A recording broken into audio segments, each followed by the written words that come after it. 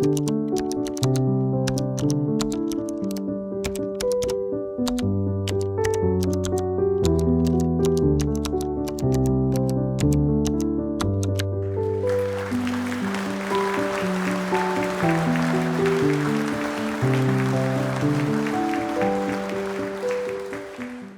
might be summer, but the featured book for this episode of Meet the Author is so much more than a beach read.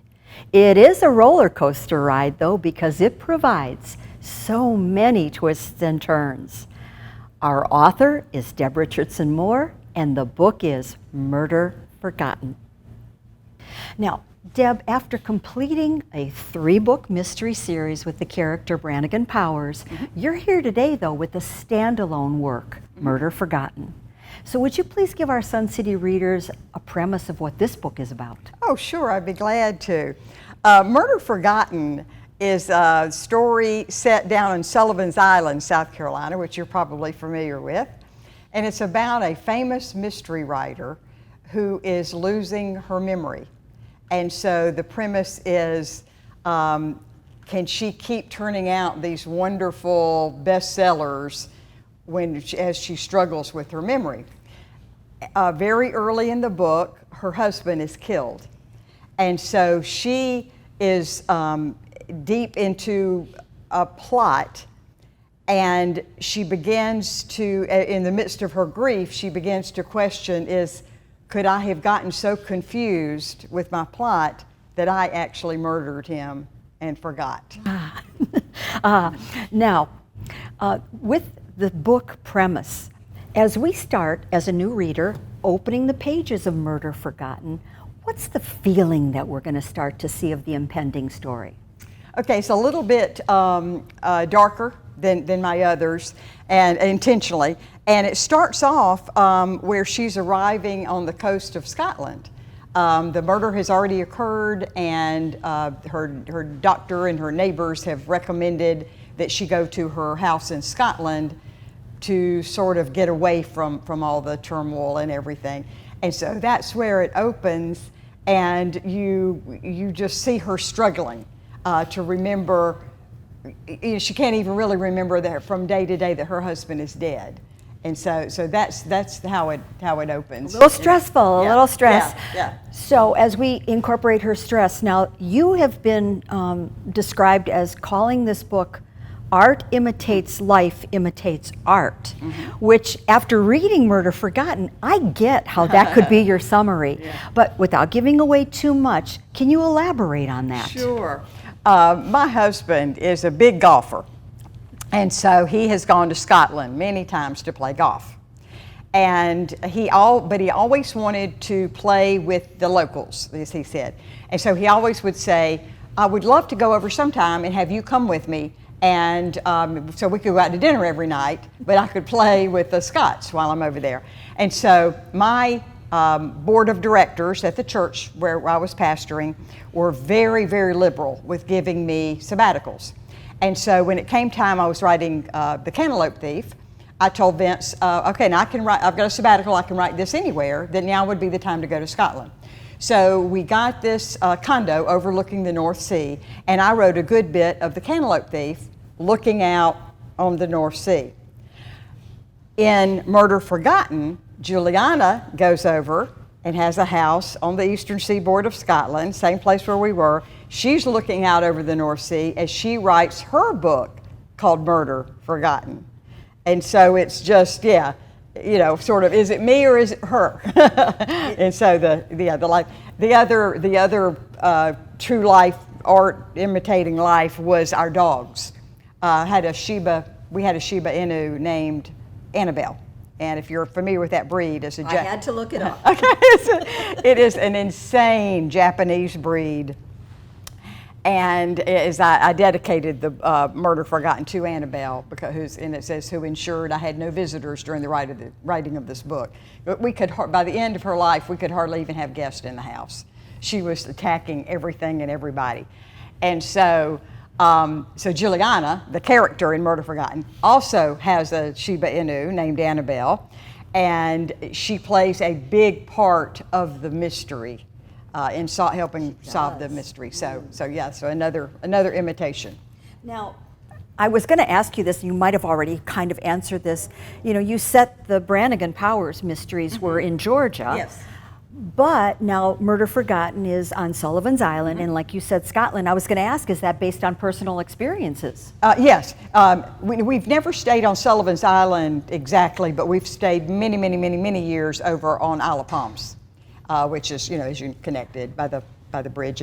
And so I was real familiar with that coastline. I wanted to set it at Sullivan's because I wanted this to be her home. And Sullivan's Island is a much more residential community than Isle of Palms is. So, at least from my observation there. So that, and then of course the Scotland thing was taken directly from experience. Actually, the North Georgia settings for the Brannigan Powers, that is my grandparents' farm. That I spent summers there on their farm for, since birth. That must help when you're writing to have something familiar. It really does, because my first book was a memoir. And so that is a completely different experience. You were writing 100% of things that happened. But when you start writing fiction, all of a sudden this vast abyss opens up and you have to make every single decision. Or does she live in a ranch house? Does she live in a farmhouse? Does she live in a mansion? And so when you can get things in your mind that you do know, and then you can pull on the actual descriptions, I think it makes it a lot easier. Now I've got to ask you because of your writing process, I read that you said Murder Forgotten was the quickest book you've ever written. Yes. Why do you think that happened like that? It was because I was so anxious to see what happened. I was enthralled with that plot, and like I say, I didn't have a sabbatical to finish it. I'd had a sabbatical for 3 of the others, but I was just so I don't plot ahead. I don't outline, and so I don't really know where anything's going. And I honestly wanted to find out what happened to her. I wanted to solve the mystery, just like I hope a reader wants to solve the mystery. So you were like the kid in the back of the car going, "Are we there yet? Yeah. Are we there yet? Oh my gosh!" Yeah. Oh, that's phenomenal. Yeah. And kind of an interesting way to write. But because that kept rolling.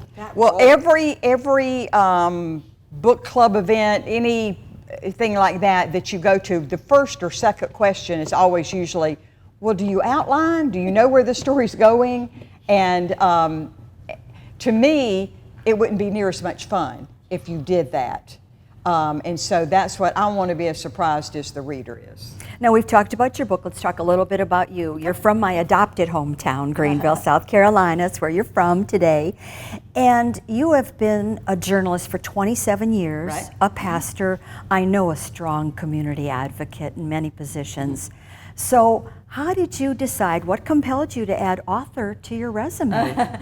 Well, I think if you talk to any newspaper reporter, they all think, of course I'm going to write a book someday. But while we're writing, many of us just couldn't do it after writing all day. And so it may or may not get done. But I always wanted to do that. And so it took leaving the newspaper and becoming a pastor. And I was still writing because I had to write a sermon every week, but it wasn't near the writing load that journalism had been. And so at that point, I was able to say, okay, I got the bandwidth to concentrate on a book now. Now, I was going to ask, what are the elements of pastor, journalist, community advocate that really have helped you with your writing success? Oh, it just incredible. Boy, as a newspaper writer, of course, just that daily, dealing with words and structure and plot. Even a story in a newspaper has a structure, and I usually like to do it kind of circular. So you start off with sort of a bang, and then you go back, and you usually try to end up somewhere near where you started, and that's kind of the way a book develops as well. So it was different in just that length. You get so mired when you're getting in the middle of a book. you got this inner critic saying, what are you doing? Nobody's going to read this. Why are you wasting your time? You are boring me to death, and I know you're going to bore your reader. And so you've really got to fight that critic off. So that's maybe where you're pastoring. Calm yourself down. Right. Take it easy, take it easy. Now, I'm going to be greedy. I've got to go back and read these, but what's next in your work, in your writing? Another standalone, a new series, or maybe another genre, perhaps? No, it's another standalone. It's at the publishers now, and should be, I hope, coming out this fall. And it's going back to sort of a related issue to homelessness. It's about gentrification. Greenville, like any big burgeoning city, Charleston, you got Hilton Head, is losing a lot of old mill housing and being torn down and discarded, and 900,000, million two houses built in their places. A lot of people who have grown up there can no longer afford to live there. So gentrification is just a huge issue. So it's a murder mystery, but it's set in this gentrifying neighborhood.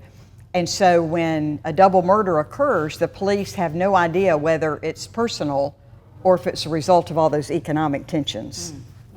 And very relatable to where you're living. All right. Oh, yeah. So greedily, we have another book to look forward to. We hope you'll come back with that, and we certainly look forward to tonight's presentation. Oh, thank you, Georgia. I look forward to being with you. All right, well, good evening. What a pleasure to be here with you. One of my friends in Greenville, who's an author, Linda Lovely, said this was one of her favorite events. And so that was why I was so happy to come down here and join you. So I appreciate you having me tonight. My name is Deb Richardson Moore, and I am an author living in Greenville, South Carolina. So, welcome. Thank you. Write what you know. Write what you know. Write what you know. Isn't that what we always tell fellow writers? Well, unfortunately, as I was growing up, I loved murder mysteries. I'd read all the Nancy Drew, Hardy Boys, and Dana Girls. I see some fans out there. I'd read everything Agatha Christie ever wrote, many of them twice. I even read John Sandford's Prey novels, but I couldn't see myself writing one of those gory murder mysteries or a police procedural. So in the back of my mind, I guess I always wanted to either write a cozy murder mystery or a psychological thriller. But right out of college, I went to work for the Greenville News. And while I truly believe that every reporter wants to and intends to write a book, and actually maybe some of them even come home at night and write, I could not do that. After writing all day, that was not going to happen. So I was a reporter for 27 years. But then I enrolled in a seminary to learn more about the religion beat I had just accepted, and everything changed. I got my Master of Divinity degree, left the newspaper, and became pastor to a mission church to the homeless in Greenville. It was called the Triune Mercy Center. When I arrived there, I thought I understood Greenville. And I thought I understood poverty from my work on the newspaper. But in those first few years, I met people I didn't know existed. On one of my first days on the job, a man on the sidewalk waved a giant chicken breast in my face. He had gotten it from the dumpster in the restaurant next door. And he was so proud of that chicken breast because it only had one bite taken out of it. Can you believe somebody threw this away? He asked me. On another early day at work, we called an ambulance because we thought a staff member had been hit in the head with a 2x4. But it turned out, no, he was suffering a seizure from a drug overdose. He was buying and selling pills to our homeless congregants. Someone desperate to huff cleaning fluids kicked in our sanctuary door looking for some. And a drug addict spit in my face because as near as I could figure, I wasn't a drug addict too. The brokenness was so profound that all I could think was, how soon can I get out of here? These people needed doctors and rehab counselors and houses and jobs and mental health care and money. They didn't need a reporter masquerading as a pastor. The whole situation was so surreal that I wrote a book about it. And The Weight of Mercy tells about the weight, the burden, the underbelly of dealing with the poor and the addicted and the homeless who made up Triune. It also told the story of how we simply began trying things. If they worked, we kept them. If they didn't, we dropped them. We failed left and right. But slowly, very slowly, Triune turned into something else, an economically diverse congregation in which rich and poor, black and white, housed and homeless worshiped side by side. A place in which everyone was invited to belong. Every sex offender and drug addict and prostitute, every banker and college student and professor. Lion Hudson, a publishing house in Oxford, England, published The Weight of Mercy in 2012. It was purely my story, so I was writing what I knew. And after a while, my editor asked if I would write a sequel, but that didn't interest me. Now that I knew I could actually write a book from start to finish, and believe me, that's the hard part. You get mired in the middle, and there's a voice in your head saying, nobody's going to read this. This is the most boring thing in the world. Why are you doing this? So if you actually finish the darn thing, that's major. Once I knew I could finish one, I wanted the next one to be that murder mystery that I dreamed of since I was 12 years old. And I wondered if I could teach a little bit about homelessness in that format. Write what you know, write what you know, write what you know. So I made the amateur detective a newspaper reporter, Brannigan Powers. And I made her friend a pastor to the homeless, Liam Delaney. Between them, I figured they could cover everything I knew. Ironically, what I thought I knew about newspapers was completely outdated. My first chapter originally included ringing telephones and televisions and police scanners and all the bedlam that I remembered from my days in the newsroom. My writers group fortunately included 3 active reporters, and they took one look at my manuscript and said, "Is this set in the 1980s? I said, "No, it's supposed to be about 2015. And they said, "You've got to come and look at the newsroom." I had visited in there for over a decade, so I went back, and was I ever shocked? If you've been in one recently, it's more like a morgue or a library. No phones ringing, no televisions, no editors or reporters yelling at each other the way we always did. In fact, there were only about 4 people in the whole place. So I had to completely rewrite my newsroom scenes to reflect what downsizing had done. After my 3rd Brannigan Powers mystery, I started contemplating a 5th book. And I decided I wanted it to be different, darker. It would be a standalone mystery, set someplace completely different. These are set in North Georgia. So maybe I wanted this next one set at the beach. And maybe the central character would be a mystery writer who was losing her memory. And quite literally, that was as far as I was in 2018. And then a member of my writers group, that's a group that gets together and we kind of critique each other's pages. One of those members said we needed to go to a writing conference. Since she and I were both writing murder mysteries, we chose Killer Nashville, which is exactly what it sounds like.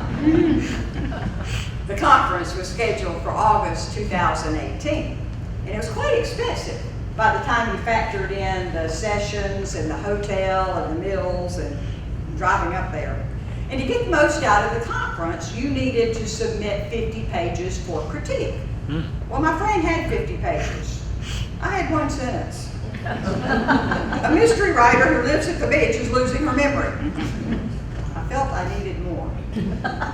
So this is March of 2018. The pages were due by June or July. Coincidentally, I had signed up for a statewide conference for nonprofits, which our church was, in Hilton Head that March. I almost never went to those things. I think I went to 3 the whole 15 years I served at Tri-U. But when I got to my hotel in Hilton Head, I saw that I had a balcony with a view of the Atlantic Ocean. And all of a sudden, I wanted to write that book about Juliana Burke, a famous mystery writer who lived in a creaky old family home in Sullivan's Island. But Juliana was losing her memory. Could she continue to write her amazing books? Juliana, you see, had something of a secret weapon, what her family called her wanderings. And they were episodes when she was so deep into a book that she went into almost a fugue state. She'd wake up on the beach or in a nearby cemetery or in Charleston's Battery with no memory of how she got there. But when she emerged, she would be energized with all these ideas for her plot. Well, as I was writing her story, she was writing her 7th book, and her book was called Murder Forgotten. As was mine. Life imitates art, imitates life. I'm ashamed to admit this, but I skipped most of the sessions in that nonprofit conference in Hilton Head. And instead, I pulled up a table to my balcony window, and I wrote. And I would sneak down to the conference room and get bagels and coffee and sandwiches, and then pretend that I was walking into a session, and then I'd double back and get on the elevator. I was shameless, but on fire. I left Hilton Head with 25 pages. During my career at Tri-U, my board of directors was very supportive of my writing, and they gave me 3 sabbaticals to finish some of the earlier books. They had been more than generous, and I wasn't going to request another sabbatical to finish this one. So in 2018, I was working full-time, but I was dying to know how Juliana's story would end. I don't outline or plan ahead, so I'm as surprised as the reader when these things pop into my head. Well, since I was working full-time, I had to grab stolen moments to write this thing. Nights, weekends, even family vacations. My husband Vince and our older daughter Dustin went to Crescent Beach, Florida for a week that June, and I shoved a table up against the sliding glass door to the balcony and that kind of. And every morning, Dustin and Vince graciously allowed me several hours to write. By the time my friend and I went to Killer Nashville in August, I had 150 pages. And by December, the first draft was finished. I'd never written a book that quickly, but I had to know how it ended. So what is Murder Forgotten about? Well, Juliana's beloved husband, Connor, who was also her first reader and her business manager, is murdered in their beach house. Here's their beach house. Faced with the double whammy of both her wanderings and her fading memory, Juliana panics. Deep in the throes of her own plot, could she have killed him? As I said, Murder Forgotten is partially set on Sullivan's Island, but it's also partially set on the eastern seaboard of Scotland. My husband Vince is a huge golfer, and he had gone to Scotland many, many times with his friends. But he said he always wanted to go and play with the locals, but he'd like for me to come along and join him for dinner at night. So during my sabbatical for writing The Cantaloupe Thief, I had told him I've got about 9 weeks. I can, if you want to go a couple of weeks, Scotland, this would be the time to do it. I can write anywhere. So a good bit of The Cantaloupe Thief was written as I sat in a condo in Crail, which is a little fishing village, looking out over the North Sea. Well, now that same setting is in Murder Forgotten as Juliana looks out over the North Sea and writes her novel, Murder Forgotten. Art imitates life, imitates art. In the book, Juliana has a dog, a Shiba Inu, named Annabelle.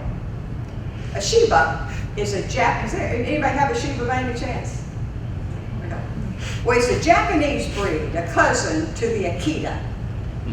In Japanese, it literally means little dog. In English, it means insane dog that makes you unpopular with your neighbors. Ours hated this dog.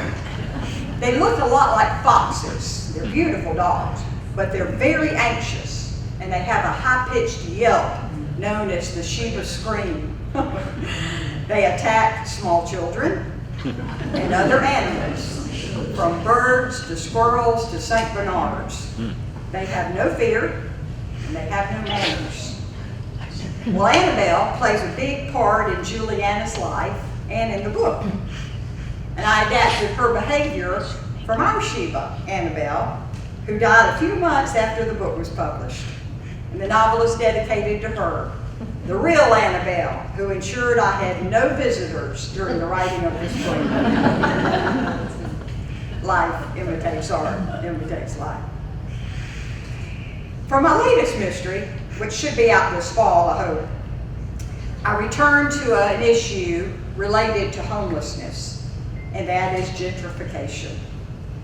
Greenville, like every other desirable city in the nation, and like I'm sure y'all see as well, is facing a loss of low-cost housing as developers buy up old mill houses and build mini mansions, basically.